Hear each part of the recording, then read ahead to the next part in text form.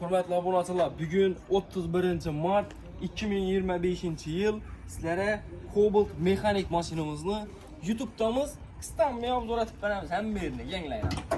Yetti. Maşinimiz aytganimizda 24 yıl bo'ladi. Usti tillari o'ziniki. Kapotları, krelleri hamma narsasi o'ziniki. Kraska yo'q. Kapotdan, kreldan, usti tildan hech yerda yo'q. Metan gazlar go'r tuslayla qo'yilgan. İtalyanski metan qo'yilgan ekan buna. Yo'q, koreyskiy metan qo'yilgan ekan. ABS'lari bana göçet ABS'ini.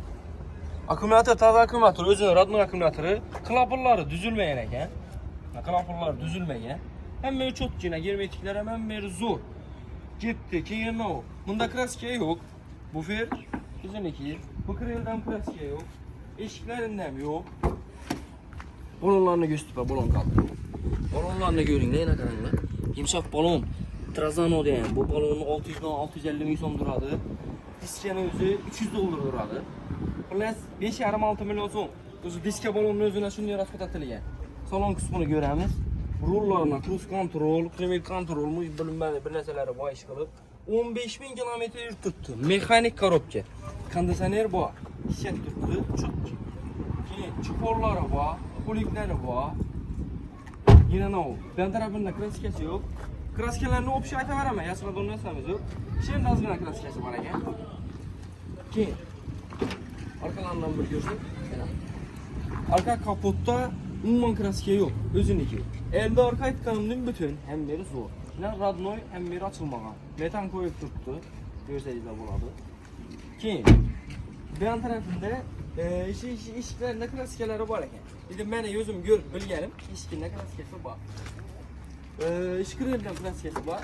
Bu mashinada udor degan narsa yo'q. Prosta egalari standart kraska saptirganlar. Shu uchun bo'lgani. Bahası shunchun ham bu mashinamizning bahosini sizlarga 138 million so'mga beramiz. E'tibor etinglar, to'g'ri eshitdingizlar.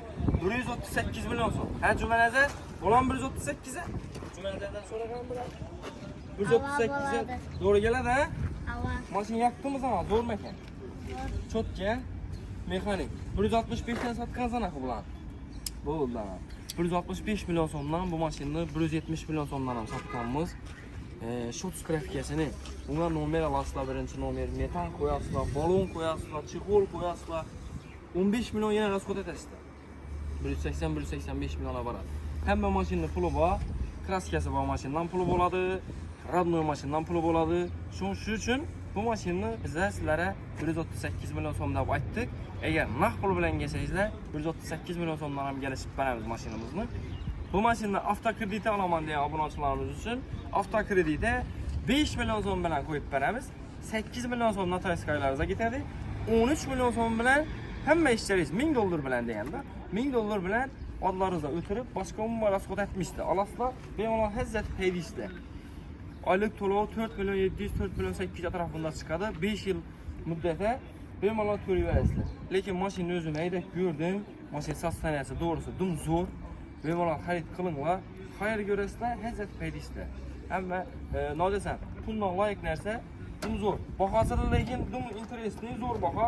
Hozir bilasizlar, savdo kamaygan vaqtimda bu mashinalarning egalari sulushni sotishlari kerak. Sotib berar ekan turibdi. Bemalol bog'laninglar, zo'r baho. Pastda nomer qoldiramiz.